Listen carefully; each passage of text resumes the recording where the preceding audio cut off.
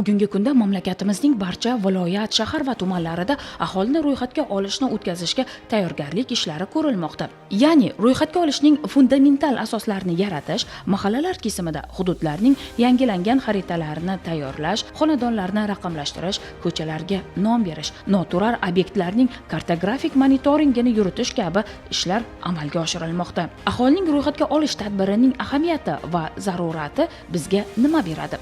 Misol uchun, Qamashida bandlik masalasi qay ahvolda? Kosonda nechta ta'lim muassasasi bor? Shahrisabzda aholi zichligi qanday? Va shunga o'xshash boshqa muhim ma'lumotlar, har bir hududga doir aniq faktlar bo'lsa, rejalarimiz ham, amallarimiz ham manzilli va puxta bo'ladi. Aynan shuning uchun butun respublikani qamrab oladigan ishonchli ma'lumotlar kerak va ular tadrijiy ravishda yangilanib borishi shart. Bunday aniq va yaxlit ma'lumotlar esa aholini ro'yxatga olish asosida olinadi. Shuningdek, bu tadbir aholining yoshi, jinsi, milliy tarkibi, ma'lumot darajasi, oilaviy holati, bandligi va boshqa tavsiflari haqida ma'lumot olishning yagona manbai hamdir. Ro'yxatga olishning asosiy maqsadlari aholi tarkibi va soni haqida to'liq ma'lumotlar to'plash, mehnat resurslari va ularni foydalanish holatlarini o'rganish, shahar va qishloqlarni rivojlantirishda ishonchli ma'lumotlar bazasini yaratish, davlat dasturlari va islohotlarni ilmiy asosda rejalashtirish. Jarayon 2 bosqichda amalga oshiriladi. Dastlabki 17 kunda aholi Census.uz sayti orqali onlayn ro'yxatda o'tishi mumkin. Keyingi 1 oy davomida esa mahalla yettiligi uyma-uy yurib ma'lumot to'planadi.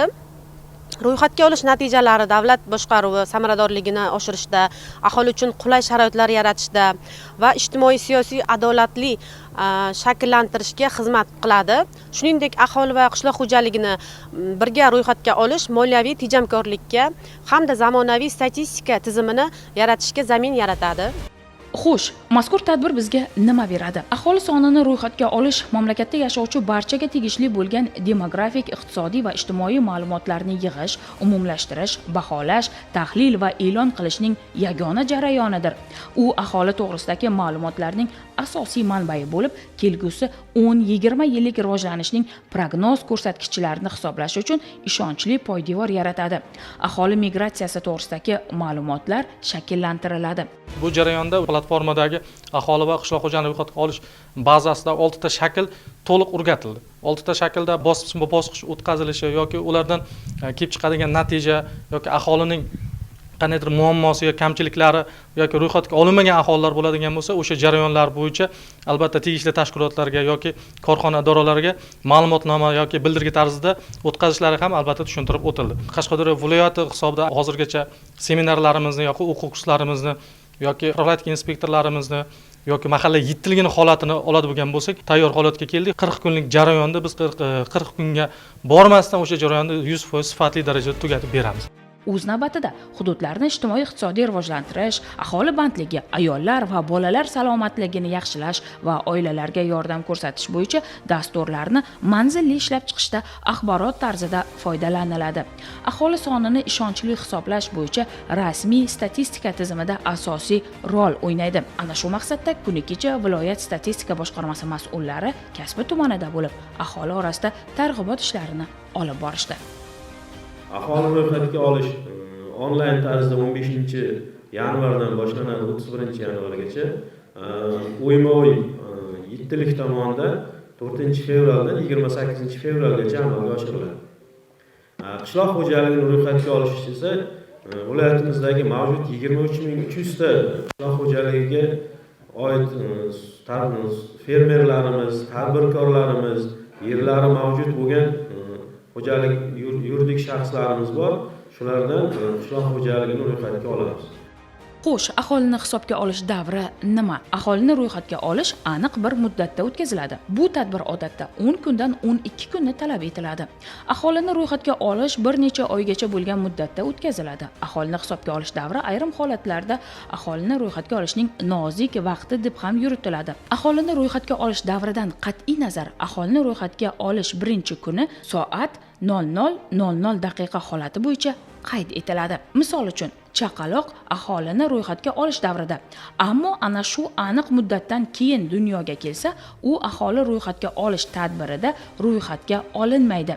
Ammo kimdir bu nozik vaqtda hayot bo'lib, shundan keyin, ya'ni aholini ro'yxatga olish davrida vafot etsa, u aholi sifatida ro'yxatga olinadi. Aholi va qishloq xo'jaligini ro'yxatga olishdan ko'zlangan maqsad mana shu O'zbekistonimizda yashayotgan 38 milliondan ortiq aholimizni birinchi navbatda yashash sharoitlari, oilaviy holati, daromad manbalari hisobga olish, shakllantirish, bundan tashqari qishloq xo'jaligi yerlaridan unumli foydalanish maqsadida mana shu yerlarda qishloq xo'jalik ekinlarini joylashtirish, ekin maydonlarini kengaytirish, chorvachilik, tadbirkorlik sohalarini rivojlantirishga qaratilgan bu tadbir birinchi navbatda onlayn tariqasida, keyinchalik mahallalar tizimida o'tkaziladi va tumanimizda mana shu aholi va qishloq xo'jaligi yerlarini ro'yxatga olish tadbiri o'z muddatlarida sifatli amalga oshiriladi deb o'ylaymiz. Bu albatta mamlakatimizning kelgusidagi iqtisodiyot sohasi umuman rivojlanish strategiyalarini belgilab berishga katta xizmat qiladi deb o'ylayman. Aholini ro'yxatga olish tadbirida necha yoshdan boshlab ishtirok etish mumkin? Aholini ro'yxatga olish yoshidan qat'iy nazar mamlakatning barcha aholisi ishtirok etadi. Aholini ro'yxatga olishni o'tkazish vaqtida yashash joyi, turar joyi bo'yicha o'zi bo'lmagan fuqarolar yoki voyaga yetmaganlarning ma'lumotlari uy xo'jaligining voyaga yetgan a'zosi tomonidan ma'lum qilinadi. Vasiylik va homiylikka olingan shaxslar bo'yicha ma'lumotlar ularning vasiylari yoki homiylari tomonidan ma'lum qilinadi. Ota-onalar yosh bolalar haqida ma'lumot beradilar. Aholi va qishloq xo'jaligini ro'yxatga olish ikki etapda bo'ladi. Birinchisi 15-yanvardan to 31-yanvargacha onlayn orqali o'tkaziladi. 1-fevraldan 3-fevral kunlarigacha onlayn o'tkazilgan jarayon ro'yxatga shakllantiriladi.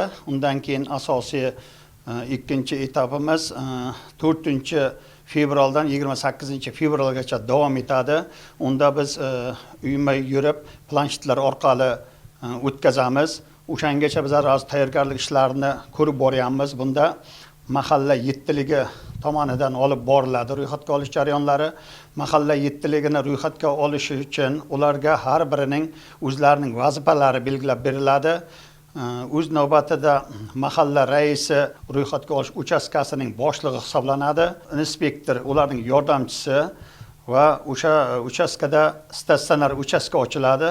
U statsionar uchastkamizda ham mahalla raislari, ba'zi bir xodimlar uyiga borganda, xohlamaganda yoki uyida bo'lmay qolgan holatlar bo'lsa, statsionar uchastkaga kelib o'z navbatida topshirib ketadi. Qolgan mahalla yettiligining 5tagi u ro'yxatga oluvchi hisoblanadi. Ular ro'yxatdan o'tkazadi. Ularning har birining o'zining yuklamasi bo'ladi, normalari bo'ladi. Yuklamasini biz mana shu xaritalar asosida bo'lib beramiz. Mana bu har bir tumanning xaritasi, masalan kitob misolida olsak, mana kitob tumanidagi barcha mahallalarning xaritasini ularga belgilab berib va o'sha yerdagi aholi sonidan kelib chiqqan holda ularning normalarini o'lchab beramiz.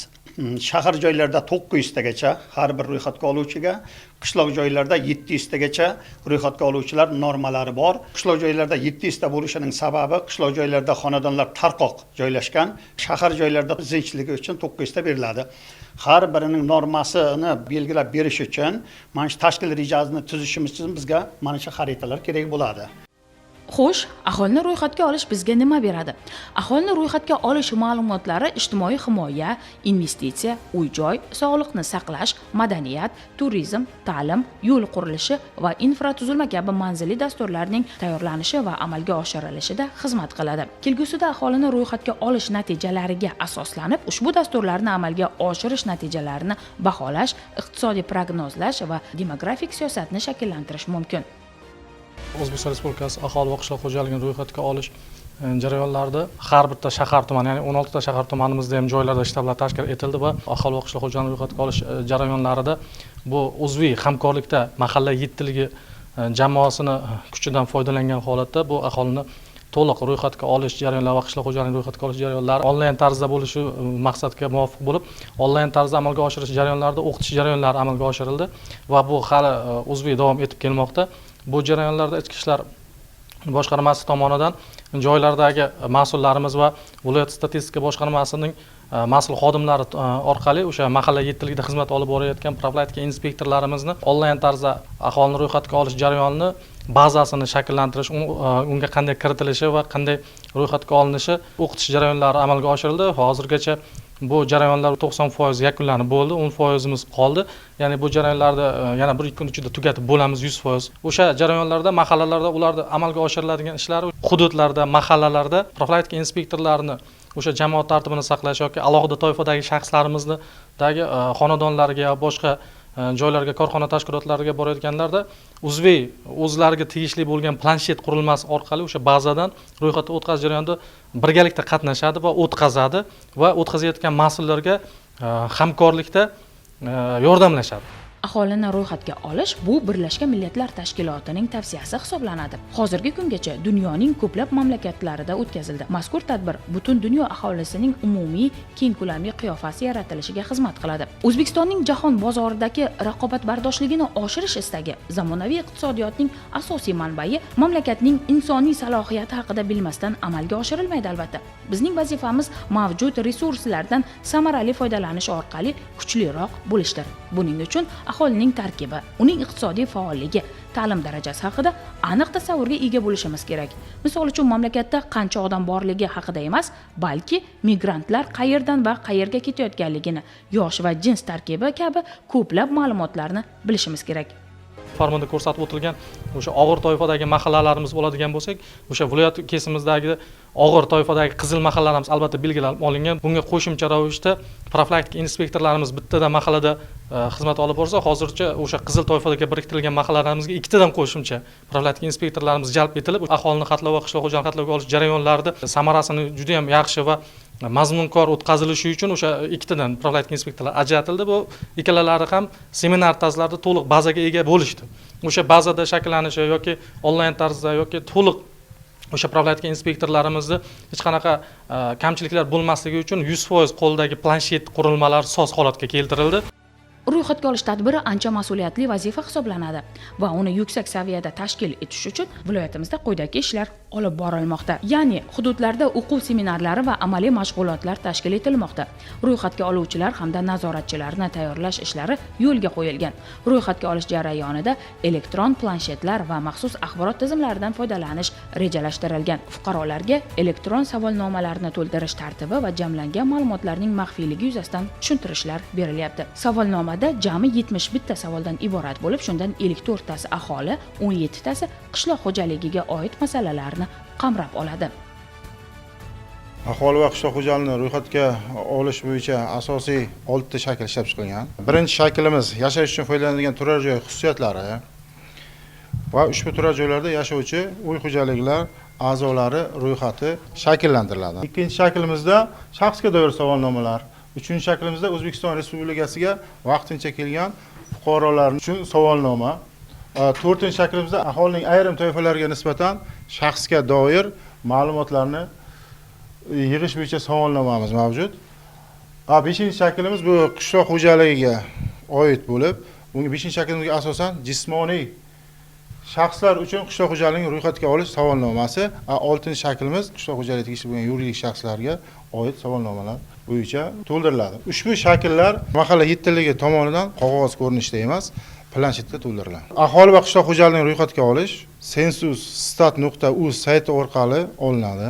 Davlat korxonalarida ishlovchi xodimlar, byudjet korxonalarida ishlovchi xodimlar, fermer xo'jaliklari va yirik tijorat korxonalariga biz o'z targ'ibot tashviqotlarini olib boryapmiz. Undan keyin 3 kun davomida ma'lumotlar qayta ishlanadi va 4-fevraldan 28-fevralga qadar mahalla yettiligi tomonidan planshetlarda o'yma-o'y yurib olinadi.